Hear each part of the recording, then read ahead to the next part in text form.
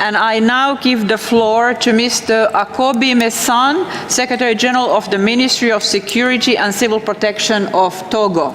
for his statement. You have the floor, sir.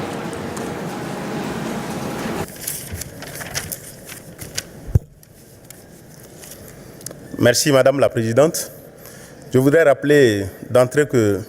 Monsieur le ministre de la Sécurité et de la Protection civile du Togo aurait bien voulu être là,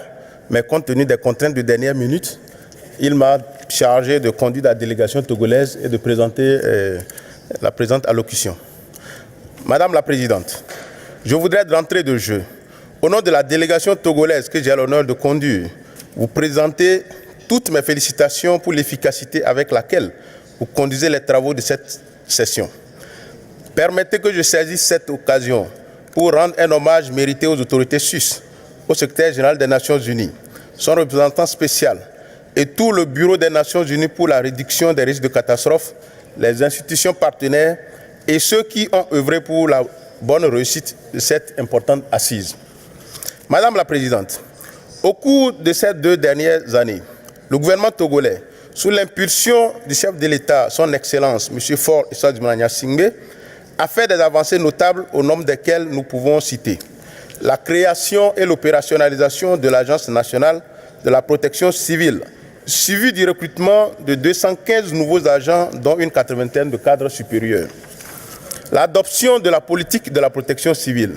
le renforcement du système national d'alerte précoce aux inondations et autres aléas, ainsi que le dispositif de planification de réponse aux urgences et menaces testé par un exercice de simulation regroupant plus de 600 participants relevant des structures parties prenantes, des plateformes centrales, régionales et locales.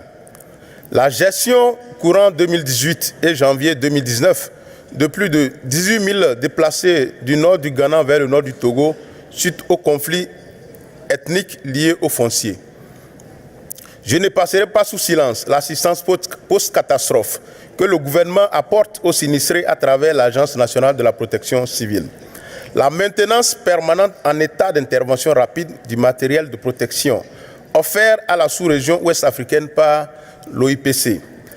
La mobilisation des fonds nordiques avec la facilitation de la Banque mondiale, la CEDEAO, l'UEMOA et l'Union africaine pour la protection et la stabilisation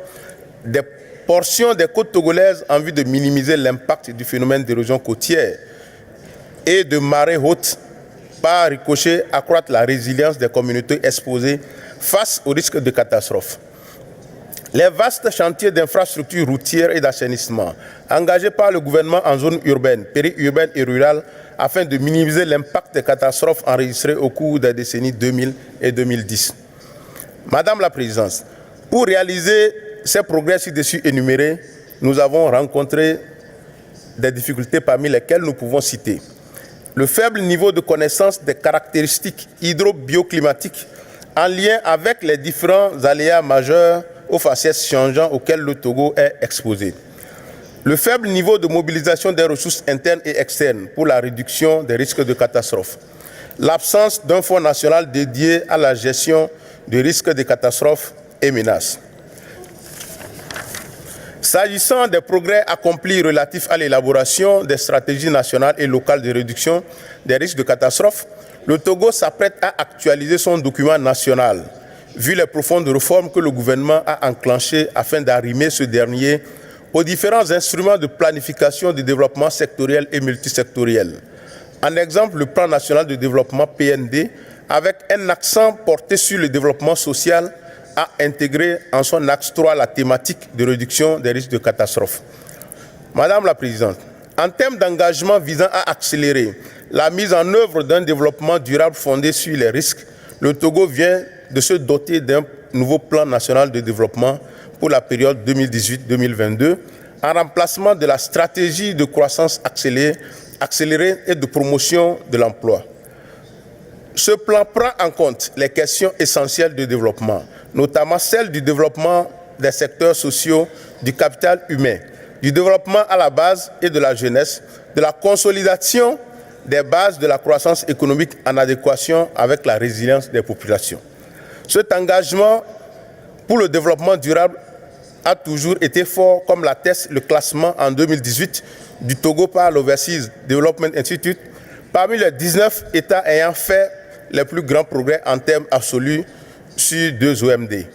Avec cet engagement, le cadre de Sendai s'est révélé d'une grande utilité pour mieux orienter l'arrimage de la thématique de la réduction des risques de catastrophe avec nos différents instruments de planification et de développement. Madame la Présidente, je voudrais terminer mon propos en réitérant toute la reconnaissance du gouvernement togolais au Bureau des Nations Unies pour la réduction des risques de catastrophe et partenaires techniques et financiers qui apportent leurs appuis multiformes sans cesse renouvelés pour un Togo résilient face aux risques de catastrophe. Par la même occasion, je sollicite vivement les institutions partenaires à renforcer leur appui au Togo dans ses efforts en vue de la consolidation des acquis, mais aussi pour mieux faire face aux mutations dues au changement climatique. Je vous remercie.